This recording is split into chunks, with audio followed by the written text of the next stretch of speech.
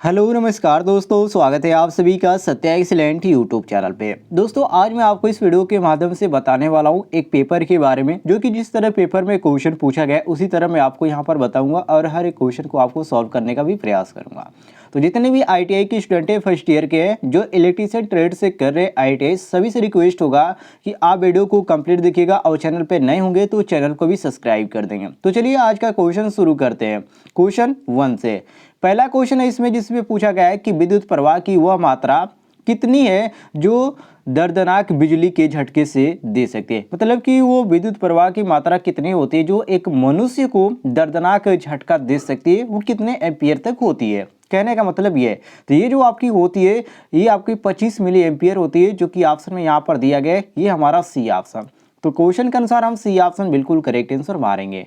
आइए अगले क्वेश्चन पे आते हैं, जिसमें क्वेश्चन यहाँ पर पूछा गया है कि यदि 30 ओम 60 ओम के प्रतिरोध समांतर में लगाए जाए तो कुल प्रतिरोध कितना होगा।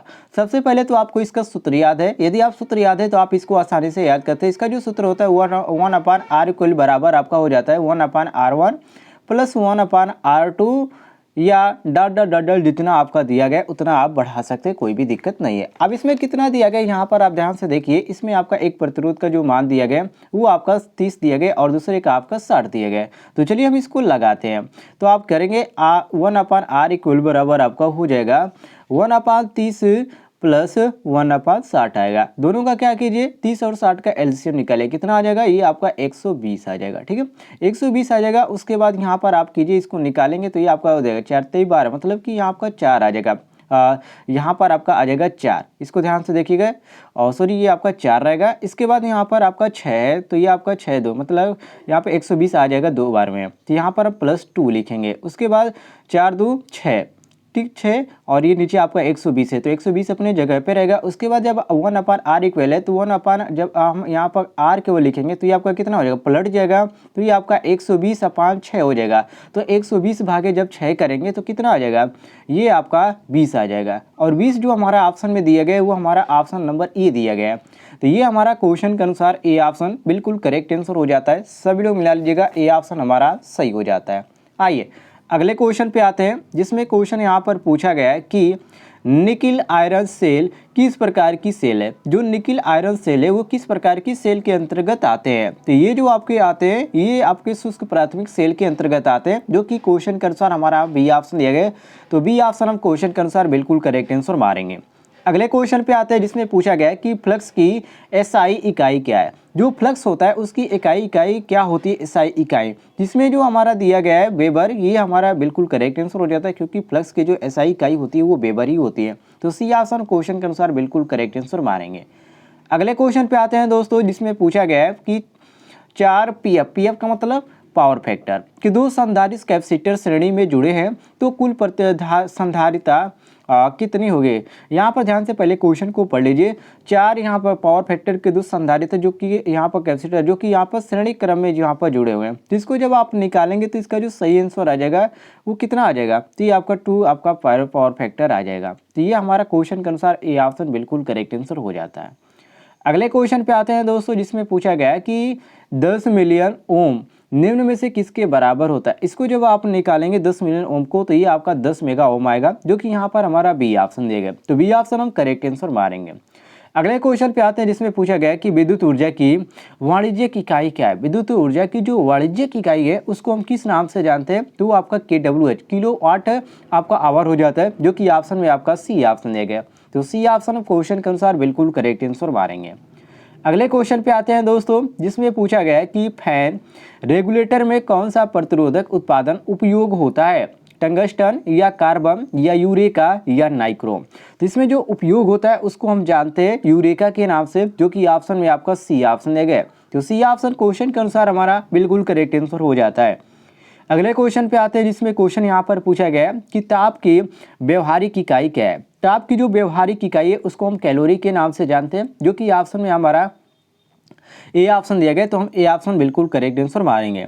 अगले क्वेश्चन पे आते हैं दोस्तों, जिसमें यहाँ पर क्वेश्चन पूछा गया है कि पहले खाली स्थान से सुरक्षा देने के लिए उपकरण की भू संपर्क अर्थिंग की जाती है।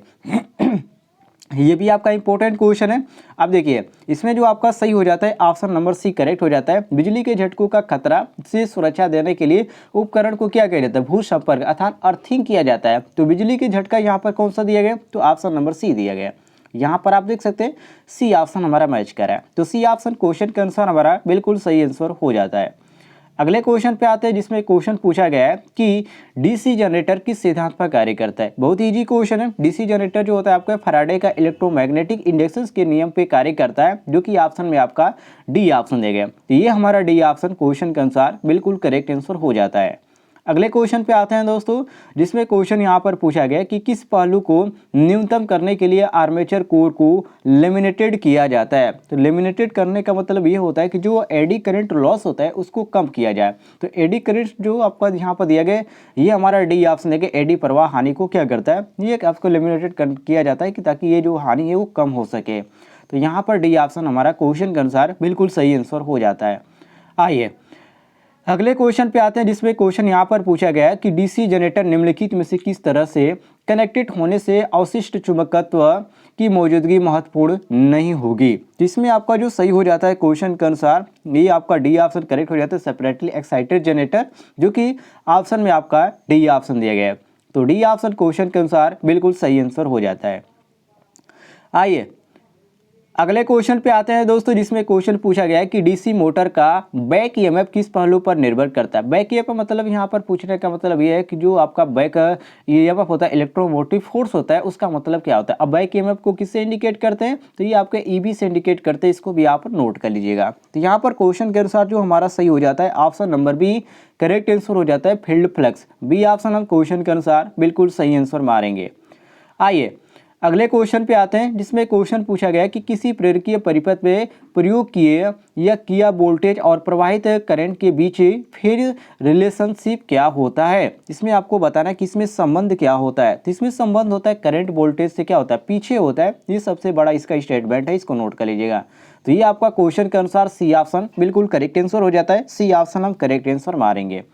अगले क्वेश्चन पे आते हैं, जिसमें क्वेश्चन पूछा गया है कि यदि किसी कुंडली का प्रतिरोध 15 ओम प्रतिबाधा यदि 25 ओम है तो प्रकृतीय प्रतिघात क्या होगा। तो इसमें आप इसका साइमन वाला जो सूत्र होता है, ठीक है, रो एल बाई ए वाला, उसी से आप इसको लगाइएगा, आसानी से ये आपका आ जाएगा। तो यहाँ पर क्वेश्चन के अनुसार ए ऑप्शन करेक्ट हो जाता है, 20 ओम इसका आएगा। तो ए ऑप्शन क्वेश्चन के अनुसार बिल्कुल करेक्ट आंसर मारेंगे। अगले क्वेश्चन पे आते हैं दोस्तों, जिसमें यहाँ पर क्वेश्चन पूछा गया कि कौन सा उपकरण लोअर लैगिंग शक्ति गुणांक के लिए उत्तरदायी नहीं है। वैद्युत मोटर या चुंबकीय रिले या ट्रांसफार्मर या परिणामित मतलब ट्रांसफार्मर, और यहाँ पर दिया गया होगा ट्रांसफार्मर या संधारित्र।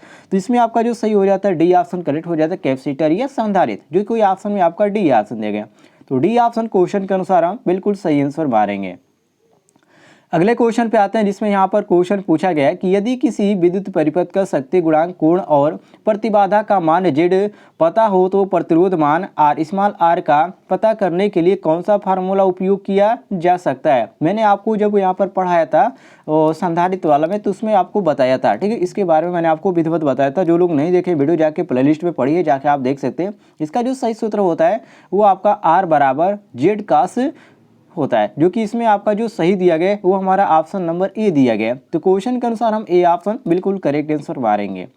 अगले क्वेश्चन पे आते हैं दोस्तों, जिसमें क्वेश्चन यहाँ पर पूछा गया है कि एक संधारित्र अर्थात कैपेसिटर को किस रूप में जोड़ा जाने से वह किसी एसी मोटर लोड का शक्ति गुणांक अर्थात पावर फैक्टर का मान बढ़ाएगा। मोटर के साथ सीरीज में या शुरुआती वाइंडिंग पर, या मोटर के साथ समांतर में, या मेन वाइंडिंग के साथ सीरीज में। तो यहाँ पर क्वेश्चन के अनुसार आपका सी ऑप्शन करेक्ट हो जाता है, मोटर के साथ समांतर में। तो क्वेश्चन के अनुसार हम सी ऑप्शन बिल्कुल करेक्ट आंसर मारेंगे। सी ऑप्शन हमारा सही हो जाता है।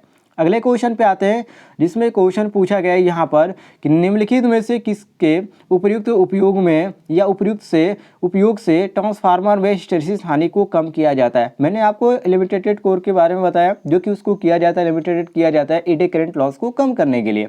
लेकिन यहाँ पर पूछ रहा है कि ट्रांसफार्मर में जो हिस्टैरिसीस हानि होती है उसको कम करने के लिए हम क्या करते हैं। तो उसको कम करने के लिए हम करते हैं जो कि कोर की पदार्थ होती है उसका प्रयोग करते हैं, जो कि ऑप्शन में आपका सी ऑप्शन दे गए। तो ये हमारा क्वेश्चन के अनुसार सी ऑप्शन बिल्कुल करेक्ट आंसर हो जाता है। दोस्तों यदि आप चैनल पे नए होंगे तो आप सभी से रिक्वेस्ट होगा कि चैनल को भी सब्सक्राइब कर लीजिएगा नीचे आपको एक रेड कलर का बटन दिख रहा होगा सब्सक्राइब वाला, उसको दबाकर बगल में घंटी वाला आइकन को दबाकर ऑल नोटिफिकेशन पे क्लिक कीजिएगा। आपको IIT संबंधित हर एक जानकारी और हर एक क्वेश्चन मिलते रहेंगे। फिलहाल दोस्तों मिलते हैं नेक्स्ट वीडियो में।